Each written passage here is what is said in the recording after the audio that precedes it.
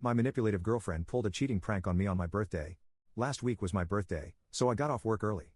But when I came home, I saw a random man lying on my girlfriend. When she saw me, she jumped up, then got in between me and the door as I had turned around to leave. "It's just a prank, sweetheart," she said. And out of nowhere, 10 of her friends came downstairs with a cake and presents. I was crying as I thought I had just been cheated on, but my girlfriend told me to stop. "I know you said you didn't want to party, but don't you think this is cool?" I kept crying, however, and that's when she got more aggressive. "Oh my God. Stop being so sensitive. It was just a prank. I put all this effort in so you could have a fun time and you're crying." I immediately pushed her out of the way and walked out, got in my car, and drove off. While driving, my phone started to get bombarded by texts, calls, and messages from my girlfriend and our friends.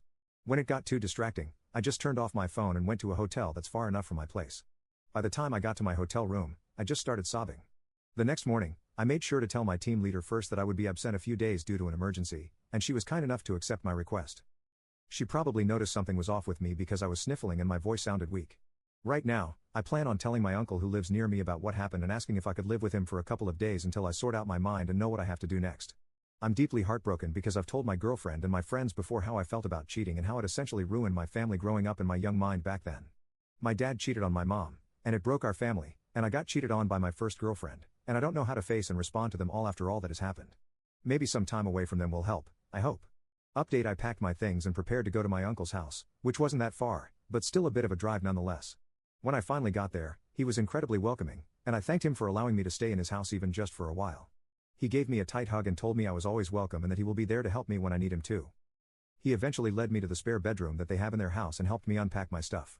He is honestly such an incredible man, and I love him so much. He's basically the dad I've always wanted. Once I was done unpacking, I was again confronted by the fact that I haven't opened my phone for quite some time now. I've avoided it for so long that I didn't think I could open it again, but I knew I had to. The moment my phone booted up, 100 upon 100 of texts, chats, and missed calls popped up on my screen. Even if I was still hesitant, I decided to open my chats and looked at our friend group's group chat first. The chats from the start were all very frantic in nature, with my friends asking about where I was or what happened. But after scrolling down a few more times, the chats turned into them apologizing that the prank happened and that it was not on the plan at all. One of my friends even blamed the guy that was underneath of Lisa, my girlfriend, and thought he was untrustworthy. Finally, the chats ended up being them hoping they could contact me and wishing I was safe. I guess they knew I just read their chats because as soon as I was done back reading, my friends immediately knew I was online and asked how I was doing and where I was. They also started apologizing again for not being able to stop the prank from happening and that they didn't know that was going to happen and thought the original prank was going to be something else.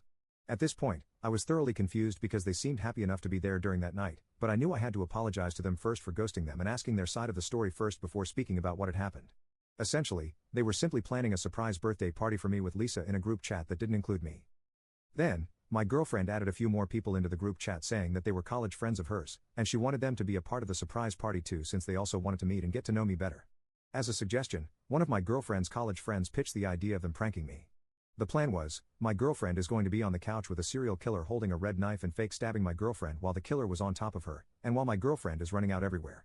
My girlfriend's college friends thought it would be funny to see my reaction. Although my friends were initially skeptical, they reassured them that it would be harmless fun and that once my girlfriend and the friend who'll be acting as the killer got their desired reaction on camera, they can just tell me that it was all a prank. And my friends and my girlfriend's other college friends would come out and surprise me with their gifts and stuff.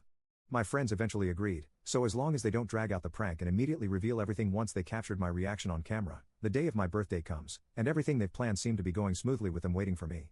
My girlfriend's college friends ushered everyone to hide while they set up the prank, and when it was done, they would hide too. When they finally heard my girlfriend say they can come out, they thought the prank was a success because I looked absolutely mortified. But they knew something was up when even after the prank was revealed, I was still looking shocked and almost teary-eyed even until I finally turned around and left. They were understandably shook and confused, thinking the serial killer prank was too much. But knowing me, I wouldn't have minded it at all since I love scary movies and I'm an avid horror enjoyer.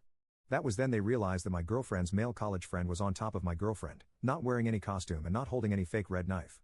They then saw my girlfriend pushing her male college friend away from her and chasing after me. Some of them also tried to follow me, while some were asking what happened to the original plan. Even my girlfriend's other college friends were wondering why their male friend wasn't in costume, but he was just silent. After a few minutes, my girlfriend came back to our apartment looking distraught and crying. She then tells everyone that they should all go and proceeds to go to our bedroom. They wanted to ask her what happened, but she shut the door before they could. Her male college friend then followed her inside, which really weirded them out. But after a while, they hear my girlfriend shouting at him, telling him to F off. He then goes out the door on the verge of tears and leaves the apartment. They said everything happened so fast that they didn't know how to process all that had happened. Not too long after that, though, they realized that I was missing and started calling and texting me, but I didn't respond to any of them. Eventually, I was unreachable. I turned off my phone and decided they should just go home and wait for me to respond. My girlfriend's college friends apologized profusely for what had happened and didn't mean for any of this to happen, but they then followed their retelling of their side with videos that they've recorded that proved their accounts along with an apology and wishing that I was doing well. After my friends told me what happened from their point of view, I felt really terrible and apologized again for ghosting them and telling them that everything that happened was none of their fault. I told them that I would make it up to them soon, but they reassured me that they accept my apology and are just happy that I'm alive and well. They also pitched to have a late birthday celebration with me this weekend, and my girlfriend and her friends aren't included this time. I, of course, happily agreed and thanked them for being such great friends, and that I really couldn't thank them enough for being such an awesome bunch of people. The morning of the next day, my uncle knocks on my door and wakes me up, telling me that I have a visitor downstairs. He looked a bit mad, so I can already tell who it was.